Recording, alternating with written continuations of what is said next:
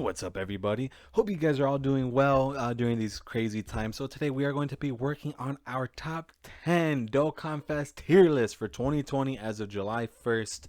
I wanted to make this video after I just finished the entire Bardock um, tour. We went through every single event in the game with him. We did a lot of analysis, and now it's time to finally go ahead and take a look at our top 10. So starting with the number 10, I am putting Android 13. I do think he's a very underrated unit. I think he is very, very good. And he definitely deserves to be in a top 10 spot. Yeah, he is going to be 10 because everyone else on the list I think is a bit better than him, but he is still very good. Rocking his leader skills, the Target Goku and Androids category. He is the Target Goku team's pretty good. It's been getting buffs recently. His passive is pretty cool. The only thing that kind of hurts this guy, it's the fact that you can't active skill his transformation, so you can't like keep his support passive for too long, which kind of sucks because sometimes like if you're sometimes you want to get especially for showcases, you want him to just make your other Android units look really good, and unfortunately you can't do that sometimes, right? So that is kind of like unfortunate, but he has such a crazy ability. When you have Android 14 and 15 on the rotation, he is able to see all super attacks for the rest of the battle, so that's something you also have to look at when you guys look at this card. He's going to be one of the best units in the game for the legendary Goku event. He has guaranteed crits on target Goku family. No, not.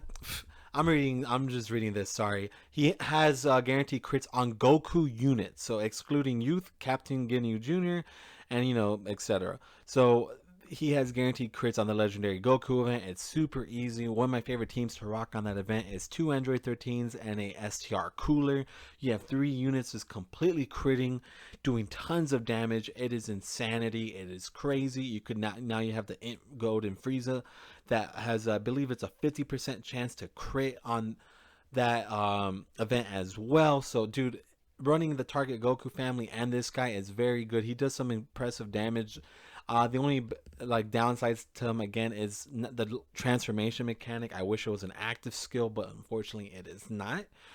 And his links are okay. I mean, yeah, like Fear and Faith is a decent key link, but I think he could have done better with like a Shocking Speed or Prepared for Battle key link to really throw him more on some of the teams he's on. But he is very good. He is good. So that is number 10. Number 9, Super Saiyan 2 Goku, the Int one. He is amazing. I love this guy. Later in July, I have an entire series going over him and Vegeta. Maybe I should have waited to show them off before, but it doesn't matter. I definitely just wanted to make this list mainly for Bardock to see where I placed him. But this guy's very, very good. He hits extremely hard at a 55% level. In those videos coming out later, or you could just check other people's showcases as well. These guys have been out for a while, so there's plenty of showcases out there. And this guy will definitely hit 3 million easy at Rainbow. 55%. I think I've gotten him the highest was like 2.8 in this form. I could get him a bit higher when we get to the Super Saiyan 3. His link set is pretty damn good. A prepared for battle unit, but when he transforms, he turns into Shocking Speed. So definitely Super Saiyan 3 category is going to be his best, but he's on so many different categories, and he's pretty awesome. He is a very good unit, man. I do enjoy him. The only thing that kind of sucks, it's this transformation mechanic. The 80% or more HP is kind of crappy, to be honest with you, but it's okay. I mean, sometimes you'll have some really good luck being able to get it like your first turn. Sometimes you won't. And that's just going to be like how it is. It's just kind of like luck of the draw. And then going over the actual transformation itself, this guy's very, very good.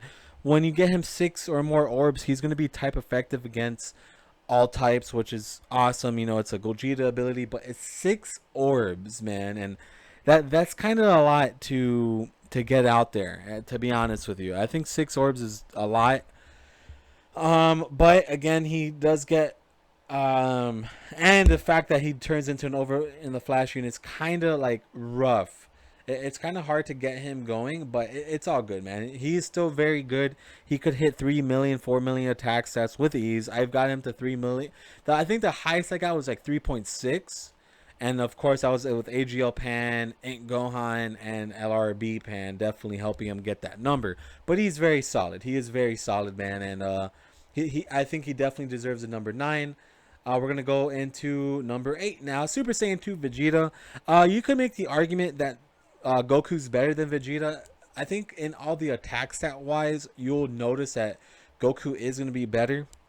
But the fact is, Vegeta is basically Janemba and Gogeta combined, and I'll get into that into a second. His leader skills are obviously much better than Goku's. He has a very good leader skill of Super Saiyan 2 and Resurrected Warriors. He's better defensively than Goku. He does raise defense for a turn, and the more HP he has remaining, it's the greater. Yeah, so it basically swaps what the Super Saiyan 2 Goku was. I didn't really go over the passive too much. I apologize for that. But again, it's kind of like the same thing.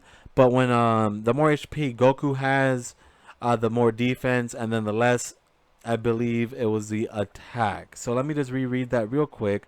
Plus, the more HP remaining, the greater the attack boost, and an additional defense boost up to 60%, the less HP. I like that more on Vegeta because the fact is, when your HP is lower, it kind of makes more sense for your defense to go up, right? Because you're definitely going to be needing that extra defense for critical moments.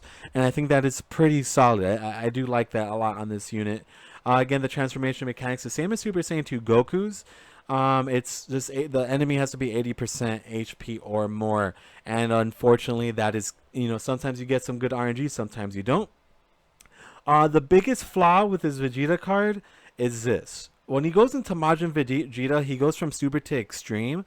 It doesn't really bother me in most events, but if you're doing like a super battle road, you're gonna have some issues. Like you can't use this guy for extreme super battle road. I mean, you're gonna have better options regardless, right? You're definitely gonna have better options anyways. But the fact is, you still can't bring this guy because again, he does have a pretty good. He is pretty good defensively. He does raise defense for a turn on super. And I mean, in Super Battle Road, seeing this transformation is not going to be too crazy because if you just focus all your attacks on one enemy, and this guy, is on an off rotation, he comes on the third turn, and your other enemy is at 80% health, this guy will transform, which is very good. It is very good. So again, going over this, the reason why I think this guy's a bit better is because if he gets 3 orbs, he's effective against all types. His attack stats might not look as high as Super Saiyan 3 Goku's because they won't. But again, he is effective against all types. So in that regard, he's probably going to be hitting the same amount of damage that Super Saiyan 3 Goku is. But he's effective again, because he's effective against all types. And when he gets that 6 orbs, he gets guard against all enemies. So I really like this unit. I do think he's a bit better than Super Saiyan 2 Goku in that regard. If you like Goku more, that's definitely cool. I think Goku is more flashy. Like, you'll see better attack stats for sure. But this Vegeta has a better kit, in my opinion. I think he does have a better kit. But, yeah, we're going to go on to number 7 now. Future Gohan is an amazing, phenomenal unit. So all the units before him it's going to be... I think from this point forward, it's gonna be like the all out like amazingness, and all these units ahead of him are definitely gonna be like, now it's gonna really jump, right? I think like the first 3, they're all pretty good, but they're kind of like in their own category, and now we're like gonna start jumping. I think after Ink Gohan, we're gonna see like a big jump in card effectiveness and how crazy cards have been lately, right? So this guy's amazing, just plain and simple. He's very good defensively, super duper good. He greatly raises defense for a turn. Put him in that second slot, he's gonna be doing great. He is a great support unit. His transformation mechanic is not an active skill, however, you need a Trunks on the team, and you could definitely not include Trunks on the Bond of Master and Disciple category. It's very easy. Or Hybrid Saiyans, you could just definitely rock different units. Personally, for most of my showcases, if you guys have seen, when I do like a beer showcase, I won't bring a Trunks. I'll bring a bunch of 50% supports because the Bond and Master of Disciple category is stacked with supports, to be honest with you. And this guy's no exception. He's an amazing support unit, very good defensively. It's real easy to get him transformed. Great link set. Tons of categories. I don't hear many people talk about this guy, but man, he is amazing. He is very, very good. Then when he transforms, he stacks attack. He reduces damage by 58%, which is crazy. And he does get a lot of attack from Bond of Master and Disciple. Um, and then he launches an additional attack when a super attack when there's an android's category enemy, which there isn't too many of them, to be honest with you, but regardless, that is a pretty cool ability. Again, even when he transforms, his link set is very good. They really knew what they are doing with his unit, man. They really did know. This guy's awesome. This guy is phenomenal. Number 7 still very high on this list in my opinion. I think he's an exceptional unit. But with the next couple units, you'll see why he's at number 7, right? You're going to see why in 1 second. And number 6 on this list is Dokkan Fest Buu. So you can make this argument, right, that if you like Gotenks more or Buu more. And I won't fight with you about that too much. I do think that Gotenks is a bit more, but I'll explain that in a second. This Majin Buu card is amazing. Amazing. The exchange mechanic is just from the start of the 3rd turn, which is great. His link set's pretty good. Like he doesn't really have, I don't think he has any key links, right? Oh no, he has revival. So revival is a decent key link, right? I mean, it's not like super amazing by any means, but when you put him next to like other Buu units with the Majin stuff, he is pretty solid. His leader skills is okay. Artificial life forms is actually amazing. Majin power, I feel I'm a bit indifferent, to be honest with you. I'm not the biggest fan of Majin power, but that's fine if you are. When he transforms, this guy's pretty damn solid. He greatly raises attack for a turn, reduces damage by 40%, and high chance of stunning the attacked enemy. So this guy's actually pretty decent in Super Battle Road. You could definitely rock him there. And then when he transforms, he just get another key link, Fear and Faith, which is definitely helps him. Berserker's cool, and Brutal Beatdown's also a pretty good attack link. The only thing that's going to be unfortunate for this guy, because this is the thing, this is why I'm going to have him and Gotenks at 6 and 5 instead of 4 and 3. It's the fact that you have to wait 7 turns to see this, and this guy is a top tier unit. Like I could, you could definitely make an argument that this guy as a unit could be top 4, right? And Gotenks as well.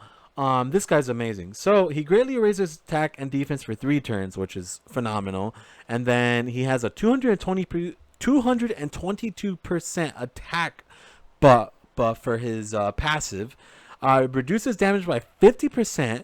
Chance of performing a critical hit by 12% per Rainbow Key Spear, which is phenomenal, right? I think that is absolutely broken. It is sick. But again, it's 7 turns. You'll only see this in longer events. You won't see it in Dokkan events. You won't see it in, let me think, Battlefield. You won't see it in any other event besides the Legendary Goku event and Dragon Ball History. So that is the thing about this Buu. That you won't be seeing very often, but he is very good. He is a nasty unit. Brutal Beatdown, again, Metamorphosis, he gets added. And he is pretty solid. He is a pretty solid unit. I do like him a lot. I do think you could definitely, again, if you guys want to say he's better than Gotenks, by all means, I'm going to say why I think Gotenks is better in 1 second. I think this guy's better defensively, but Gotenks has an ability that is just really busted, and I will get to that now. So without further ado, here's Gotenks at number 5. His categories is suck. I mean, not youth. Youth doesn't suck, but special pose obviously sucks. So he greatly raises a defense for 1 turn on his super attack in his base form, which is pretty good. His passive is Aight. And then again, he transforms on the 3rd turn, kind of just like the Buu. Pretty good link set. He's on a bunch of different teams. I think he's going to be definitely going to be on more teams than Buu, which I do like that. I do calculate that as well when I look at some of these units in the top 10 video, how important it is on different categories. So when he transforms into Super Saiyan, he does get the Super Saiyan attack link, which obviously half the game has, and Golden Warrior. So instead of, he doesn't have damage reduction, right? But he gets he greatly raises defense for 1 turn, so that's a 50% stack on his super attack every turn. Not stack, I apologize, but you guys get what I'm saying. He supers, he gets the defense, next turn it goes away. I just have to make that clear. His attack and defense of 100% is pretty good. High chance of attack of 50% with a high chance of an additional attack of 50%. That's the wording's a bit confusing there, but that's fine. High chance of defense. So are these? I'm guessing. Um, these stat buffs, you get like a 50% chance of getting that extra defense. Explain. If you guys watch this video, definitely let me know if that's how it works. That's what I'm understanding. So it's keep us to attack 100, attack and defense of 100%, high chance of attack of 50% with a high chance of an additional attack 50%. High chance of defense 50% with a high chance of an additional defense of 50%. So I guess all in all, he could have a 200% attack buff or a 200% defensive buff. So that's kind of a little bit of RNG from what I'm understanding there. And then he has a medium chance of launching an additional super attack. So that's a 30%. So he's going to be pretty good defensively and offensively always. This guy's a pretty damn solid card. And this is going to be the reason why I think he's better than Boo. Just by a little bit. Just by a bit. I gotta make that clear. So on his super attack, he greatly raises attack and defense for 3 turns, which is pretty damn broken, right? And causes immense damage with a high chance of stunning the enemy. So here is exactly why. He has a great chance of launching an additional super attack for 4 turns from the start of turn. So why this is exactly why I think he's a bit better, because that ability, it's like LR level, it's broken, it's insanity. Because remind you, when he super attacks, he's greatly raising attack and defense, so he's getting a 50% raise on attack and defense. Then he has a 70% chance to super attack. So with that new, he's going to get another buff on his attack and defense. So he's going to get 100% attack and defense after 2 supers. And then he has a 3rd super that he could proc from the hidden potential system. And that is insane. That is so much damage. He is very good defensively. He doesn't get the damage reduction like Boo does, but that is okay because that is so good, dude. That is insane how much damage this guy's going to be putting out. And that's why I'm going to put him a bit above Boo, because I just really like that. I think any unit that could get that additional super attack, especially when they greatly raise attack and defense, it is such a broken ability. Even if it only lasts for 4 turns, that like he's going to be dominating whatever event he's on and clearing it quickly, bro. And that's exactly why I put him above Boo. But again, if you think Boo's better, Boo's obviously much better defensively with his damage reduction. I won't fight with you about that. I do like both a lot, man. I definitely like both a lot. But again, I do think Gotenks is a bit better in that regard. Only in that regard that he gets a 70% chance to super. So going on to it now, we're going to go into number 4, which is Super Saiyan Bardock. This guy is phenomenal. He is amazing. I put him in that Z tier with all the... So now it's like a complete different realm. If I was doing like a grade system, Gohan, Boo, Gotenks would be in the same. And then now it would be like a Z tier where I include Bardock and the other 3 ahead of him, which you guys will probably have an idea of. So the boy Ninja showed up, gave me the idea to go over Bardock, and I totally forgot about him. And after all the events I did, the legendary Goku event, everything, I do think he is number 4 on my slot. And number 3, I do have Beerus. I do think Beerus is better in the terms of damage. So here's the thing, that everything that I learned with Bardock throughout the videos, it's that he is probably one of the best defensive units in the game, if not he's like top 5 best defensive units in the game. He is insane because in his base form, What I like about it so much is he gets a 120% defense buff on top of stacking defense, which is insane. Like he's gonna be like his first train's gonna be at 90, 100k defense, excuse me, and then he's gonna be stacking. Dude, that is nasty. And then the biggest thing with Bardock that in all those videos is the fact that we don't have many wicked bloodline enemies in the game to really show off how amazing he is, because when he's Super Saiyan Bardock, he gets effective against all types, and he launches an additional super on wicked bloodline enemies, I believe. I could be wrong. Let me just reread that. Chance of performing a critical and evading enemy's attack. He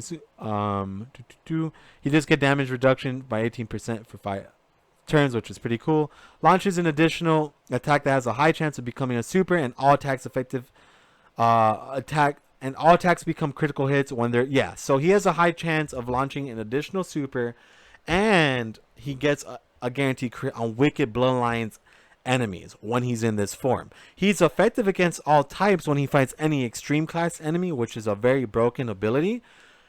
And he is just nasty. This guy is fucking disgusting, bro. Like he is like amazing. Again, he's a very top tier unit.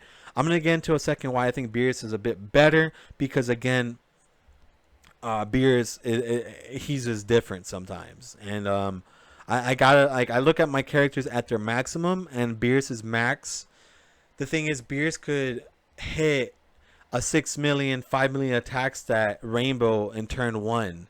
Bardock, it takes a again, we don't have a very good place for him yet for a wicked blood. Like whenever they make a Dragon Ball history event for Bardock, we'll really be able to see how disgusting Bardock is. But as of right now, it's kind of hard, right? It's kind of hard to get his entire passive going, which is kind of unfortunate, but it's still very good nonetheless. He is phenomenal, dude. Phenomenal. Great link set, great categories. I think he has a way greater link set than Beerus. I still love this card a lot, dude. He is definitely a top 4 for me. He is amazing. Absolutely, absolutely amazing. And then now we're going to go into 3, like I was talking about, Beerus.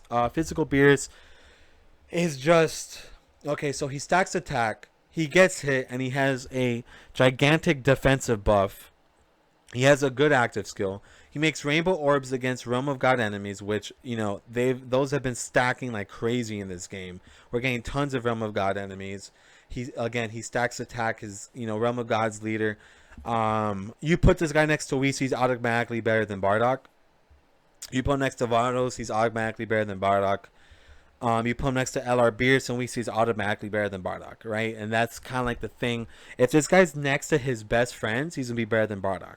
But if he's not, Bardock will most likely be better than this guy, because Beerus is key links. He has shocking speed, and the teams he's on, there's not too many shocking speed units. I mean, there's a couple, but again, not too many. There's a lot more prepared for battle. And I think what they should have done for Beerus was give him prepared for battle and shocking speed. I think that would have definitely helped him a lot more in terms of utility with his key link.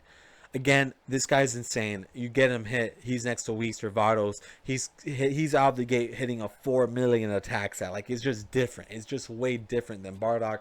Bardock is better defensively, but this guy's not a slouch in defense with his defensive capabilities at all.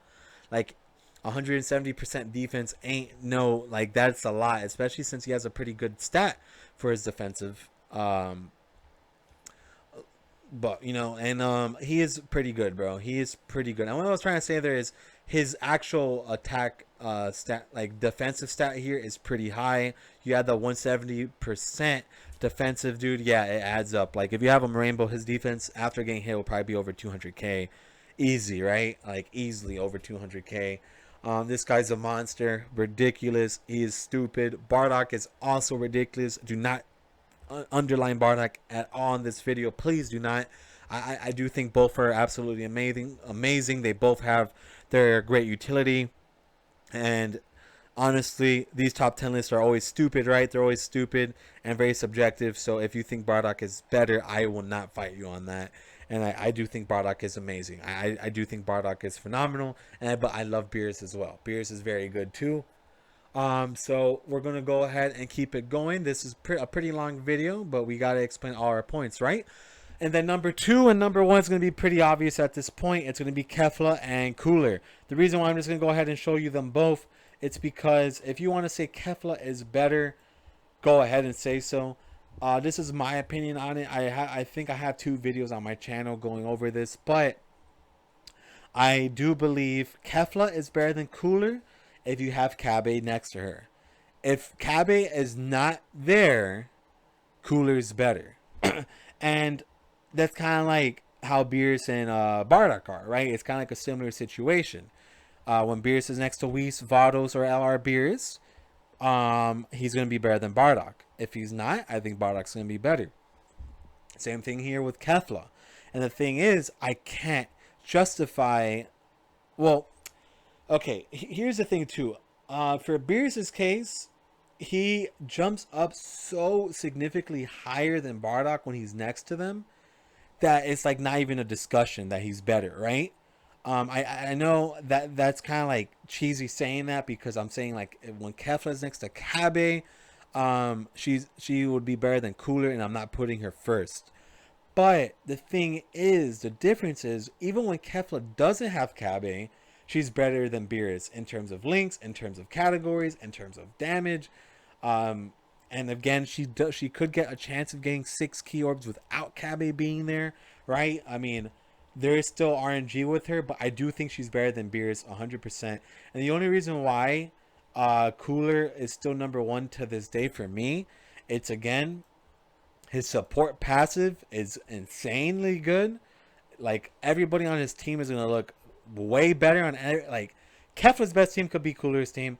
You know, Bardock's best attack set could be on Cooler's team. Like, so many different units get their best attack sets on Cooler's team. And then when he's in his final form, he stacks attack and has crits against pure Saiyans and hybrid Saiyans. While Kefla has to get 6 orbs to get 2 supers. So that's why I think Cooler's still better till this day. I do think he's number 1 for sure. His better kit, better utility, better categories, better leader skill, better basically everything. But Kefla as a unit can be better if she gets those 6 orbs. If she gets those 6 orbs every turn, she's going to be better than Cooler, without a doubt. Like, there's no question about it.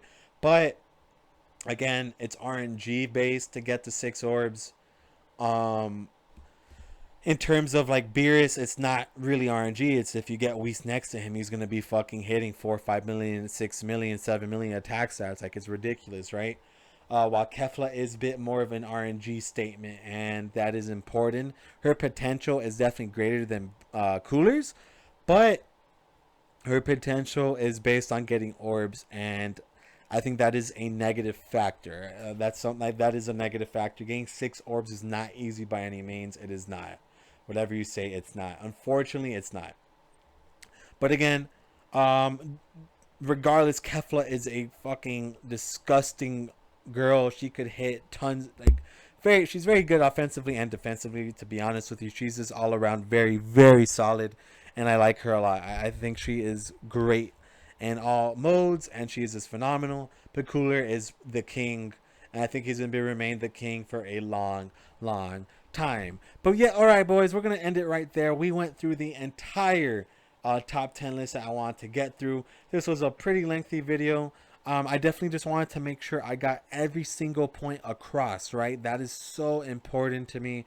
I don't like half-assing videos in terms of explanation and analysis. I hope I did a good job of explaining each unit. Again, a lot of them that you could switch up, like that's why I kind of like put units in pairs, like Super Saiyan 2 Goku and Vegeta. If you think Goku's better, you could definitely swap him. Go Tanks and Boo for an example. You could swap them. Beerus and Bardock, you could swap them. Like, I kind of put units that I think that are very close together next to each other, that like anybody could just swap them, right? Without a doubt, and I won't have any issues with that at all. And I hope like you guys enjoyed this list. I hope this was beneficial for you with having an idea I do think this is it might be a pretty solid top 10 tier list. You guys could definitely let me know if I'm wrong, right? You guys could definitely let me know if I'm wrong.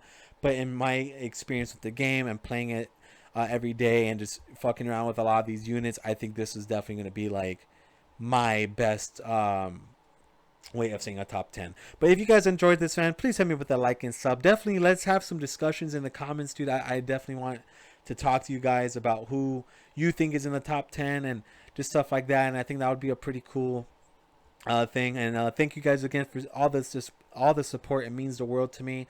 And we're gonna continue the grind every single day, man. And we're gonna keep shooting for the stars, boys. We're gonna be shooting for the stars. But we're gonna end it right here. You guys have a great rest of your night and peace out.